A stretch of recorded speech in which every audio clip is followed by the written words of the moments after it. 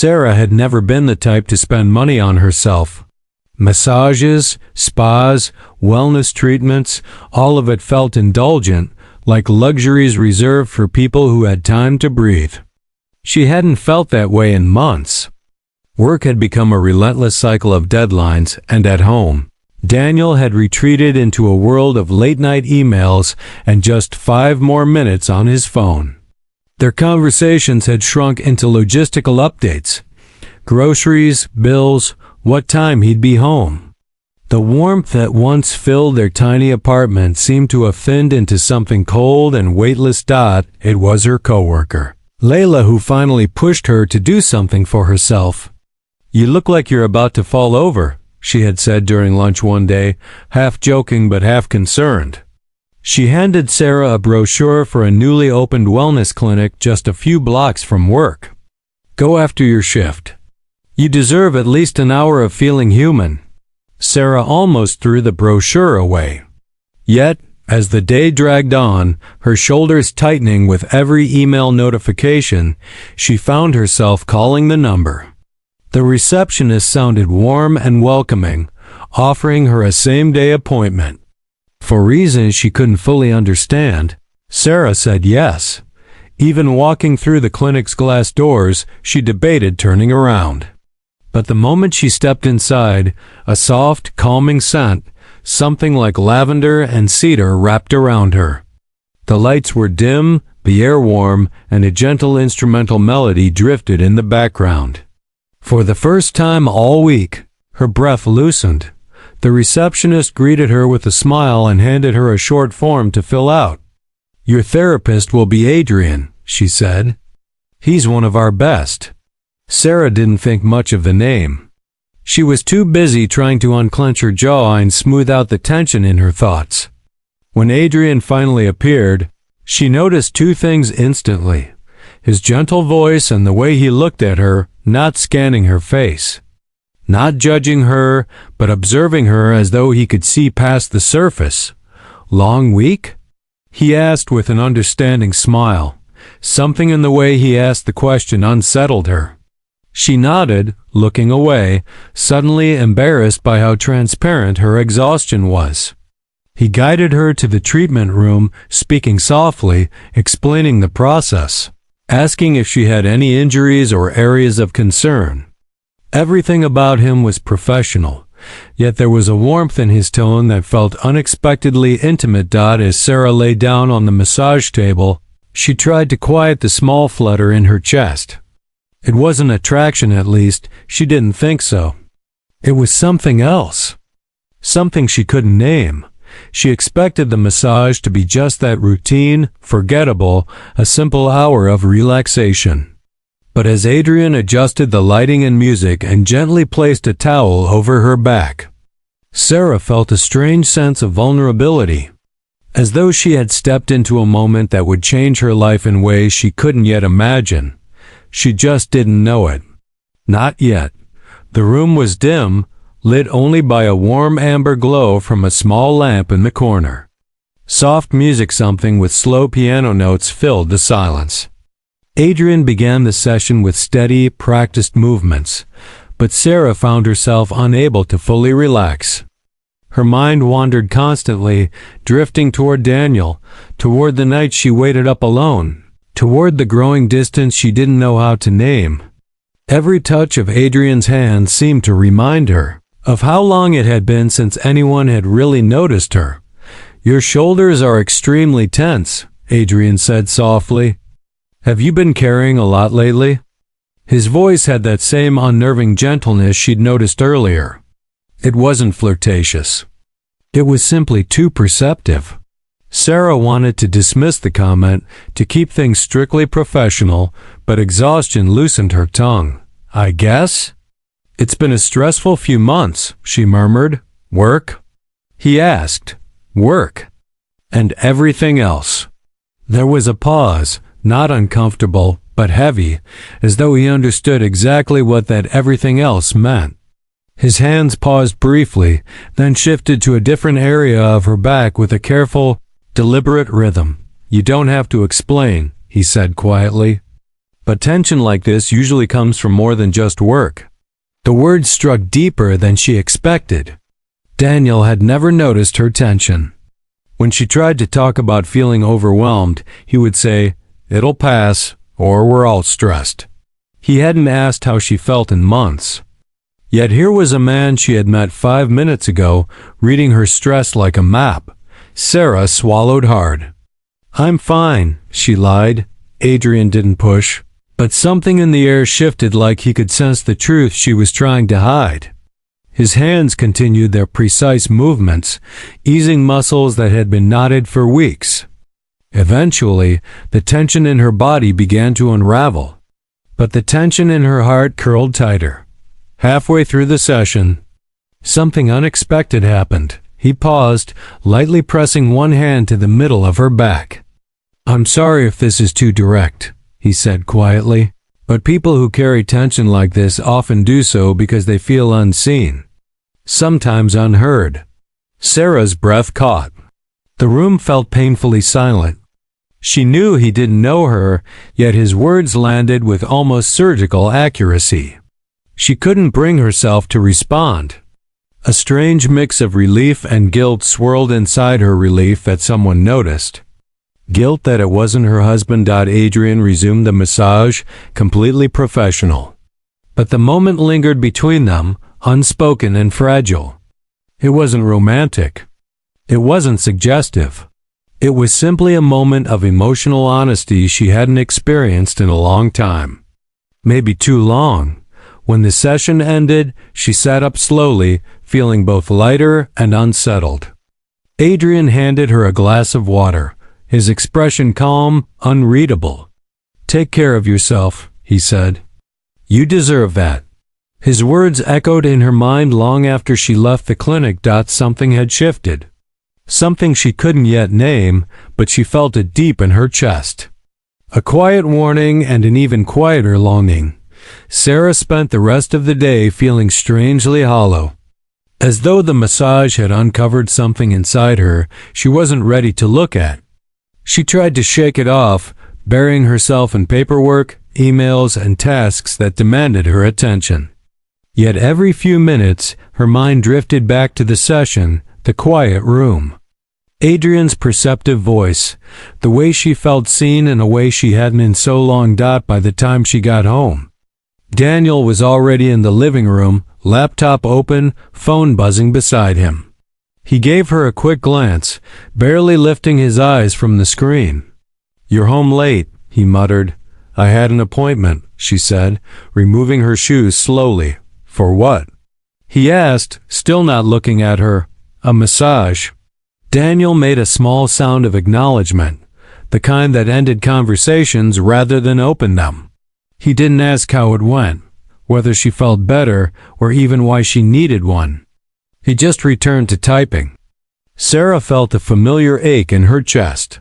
She went to the bedroom, changed into comfortable clothes, and sat at the edge of the bed, feeling more alone than before she'd left the clinic. It was then that her phone vibrated.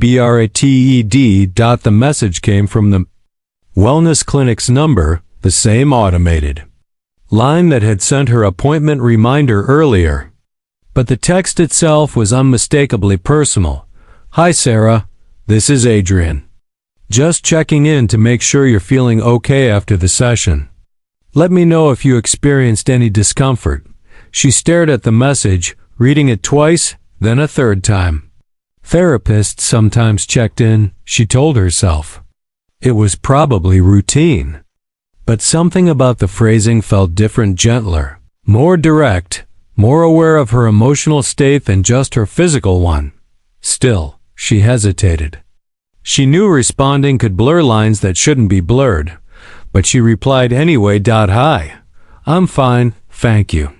Just tired. A minute passed. Then another buzz. You seem tired and stressed. I hope today helped even a little. Take it slow tonight."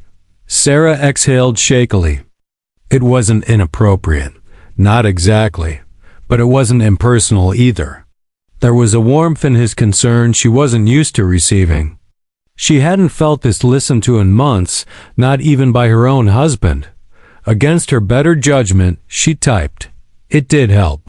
Maybe more than I expected. Thank you. There was a longer pause this time, and Sarah assumed the conversation had ended. But then, another message arrived. If you ever need recommendations for managing stress, feel free to ask. You deserve to feel supported, not just during appointments. The message sat on her screen, glowing in the dim room. The words weren't romantic. They weren't suggestive. Yet they struck a place inside her that had been quietly starving for attention. Kindness and acknowledgement. Sarah locked her phone, pressing it face down on the bed beside her. But her heartbeat was different, faster, unsure. Conflicted. She didn't know what she was stepping into, but the doorway had quietly opened. For the next 2 days, Sarah tried to keep her life moving normally. She went to work, attended meetings, prepared meals, and went through the same quiet routine she and Daniel had settled into without ever meaning to. But underneath the surface, something felt different, unsettled, restless. Adrian's messages replayed in her mind, not because they were inappropriate, but because they were attentive. Too attentive for a stranger. She knew she needed to talk to Daniel. Not to confess anything, it wasn't that. But she felt a growing urgency to address the emotional void between them before she slipped further into conversations she shouldn't be having. She rehearsed the words in her head repeatedly. We need to talk. I feel lonely. I feel disconnected. I miss his. She hoped, foolishly, that maybe Daniel would hear her this time. But that night, when she walked into the living room, he was once again absorbed in his phone. The blue glow reflected on his face, making him look distant and unfamiliar. She stood there a moment, watching him, wondering how they had drifted this far apart without a single dramatic argument. Daniel, she said gently, can we talk? His eyes stayed glued to the screen, thumb scrolling. She tried again. It's important. He sighed and finally set the phone face down on the couch. Okay, what's going on? Except before she could speak, the phone lit up again with a new message. The name that flashed on the screen wasn't one she recognized. Clara. The yellow heart stopped her mid-breath. She wasn't snooping. She wasn't trying to look. The phone was simply there, glowing brightly between them. The message preview visible for a split second before disappearing. I miss you already. Wish you were here instead. The room suddenly felt too small. Daniel snatched the phone quickly, almost guiltily, his expression tightening. It's just a coworker, he said, far too fast. Sarah felt her stomach drop. Coworker? She repeated, her voice quiet but trembling. It's not what you think. Her heart pounded in her ears. Then what is it? Daniel's jaw clenched. His eyes flickered away. That was the moment she knew the confirmation arrived not through explanations, but through the silence he couldn't fill. Daniel, she whispered, are you seeing someone else? He didn't answer. The pause was an answer all on its own. A sharp, clean break in the air between them. Her limbs felt numb, her breathing shallow. For a moment, she forgot about Adrian entirely. The messages, the emotional confusion, the guilt, none of it mattered in comparison to the truth unraveling in front of her. Daniel had already crossed lines she had been so careful not to approach. Everything clicked into place. The late nights, the sudden protectiveness over his phone, the emotional detachment that had felt so inexplicable. It hadn't been inexplicable at all. Betrayal had been living silently beside her, night after night. In that moment, Sarah realized the massage wasn't the danger, nor the connection she felt with Adrian. The danger had always been the distance, growing in her own home. The silence after Sarah's question hung in the air like a storm about to break. Daniel still hadn't answered, but the guilt etched across his face told her everything she needed to know. A hollow pressure built inside her chest, the kind that made it difficult to breathe. She sat down slowly on the arm of the couch, needing something solid beneath her, grounding her. "When?" she whispered. "How long has this been going on?" Daniel rubbed his forehead, eyes still avoiding hers. It wasn't supposed to be anything. It just happened. That phrase, "it just happened," sent a sharp flash of anger through her. People don't cheat by accident, Daniel. They make choices. Multiple choices. He flinched, but she wasn't done. "Who is she?" Sarah asked, even though part of her didn't want the answer. He hesitated. "A coworker. We've been working on a project for months and we got close. I didn't plan for it, Sarah. You just stopped caring about us?" She snapped, her voice cracking under the weight of the truth. Daniel took a slow breath. "Things between us haven't been good for a long time. You know that." The words hit her like a slap. She knew they had been distant. She knew she had been tired, overworked, lonely. But hearing him use that as an excuse felt like he was pushing all the blame onto her. "So instead of talking to me," she said quietly, "instead of trying to fix things, you ran to someone else?" Daniel finally looked at her then, and his eyes were full of regret, but also fear. He knew there was no easy way out of this. "I'm sorry," he whispered. "I'm so sorry." A bitter laugh escaped her. "You're sorry because you got caught." Another silence settled between them, but this one felt colder, heavier. Sarah felt tears welling in her eyes, but she refused to let them fall yet. She needed answers, real ones. "I didn't do anything with Adrian," she said suddenly, surprised by her own confession. "But I talked to him. I felt seen for the first time in months, and I hated myself for it. I was ready to tell you everything tonight. I was ready to fix this."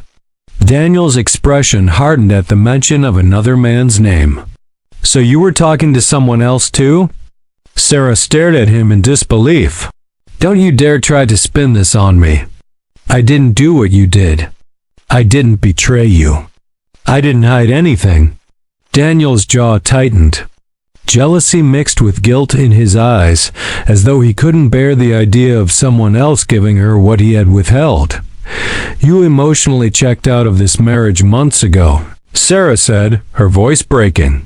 "And when you did, I was still here, trying, hoping." Daniel swallowed hard, guilt twisting his features. "I know. And I'm sorry. Please. We can talk about this." But the words sounded empty, too late, too rehearsed, too light for the weight of the damage. Sarah stood up slowly. She felt exhausted, heartbroken, but strangely clear. "This isn't about Adrian," she said softly. "It's about you and me, and the truth we've been pretending not to see." For the first time, Daniel didn't argue, because deep down, he knew she was right. The night after the confrontation stretched on endlessly, thick with unspoken questions and fractured trust. Sarah didn't sleep. She sat on the edge of the bed while Daniel slept restlessly beside her, turning every few minutes as though wrestling with the weight of what he had admitted. She stared at the ceiling, replaying every moment from the past few months, every late night, every unanswered question. Every time she convinced herself she was asking for too much when she simply wanted to feel loved. By dawn, she knew one thing for certain: she couldn't keep pretending everything was fine. She got up quietly, went to the kitchen, and made coffee for herself, not the peaceful morning ritual she used to share with Daniel, but something of her own. When he eventually joined her, awkward and remorseful, she didn't lash out. She didn't cry. She didn't collapse into the emotional chaos he had created. She simply said, "We need help. And space. And honesty." Daniel nodded, though he looked terrified. "Whatever you want. I'll do anything to fix this." But she wasn't sure if their marriage was something that could be fixed. Trust wasn't a broken appliance or a burnt-out bulb. It was a living thing. And theirs had been starving long before Clara's name glowed across his screen. Still, Sarah agreed to counseling not for him, but for herself. She needed clarity, not promises. She needed to understand whether she wanted to rebuild or walk away. Over the next few weeks, therapy forced her to confront truths she had long avoided. How easily she dismissed her own needs. How much emotional labor she had carried alone. And how deeply she had internalized the belief that being strong meant being silent. Counseling didn't magically repair their relationship, but it revealed its fractures honestly. Daniel attended with her at first apologetic, guilty, desperate, but the damage was deeper than either of them realized. Some days they made progress. Other days they sat in cold silence, unable to bridge the gap. Meanwhile, Sarah cut ties with Adrian immediately. She sent a simple message. "Thank you for your concern, but I need to focus on my marriage and myself. Please don't contact me again." He respected her boundaries, responding only once to wish her well. There was no drama, no hidden feelings, only the quiet acknowledgement of a line that shouldn't have been crossed. And for the first time in a long time, Sarah felt in control. In the months that followed, she began reclaiming her identity. She took long walks after work, joined a yoga class, reconnected with friends she had unintentionally drifted from. She poured energy into herself rather than into rescuing something that might not survive. Eventually, the question of whether she and Daniel would stay together stopped haunting her. It wasn't about choosing a marriage or choosing separation. It was about choosing herself, and she did, whether their future included each other or not. She finally understood something she had forgotten along the way. Healing doesn't start with forgiveness. It starts with self-worth, and her journey was only beginning.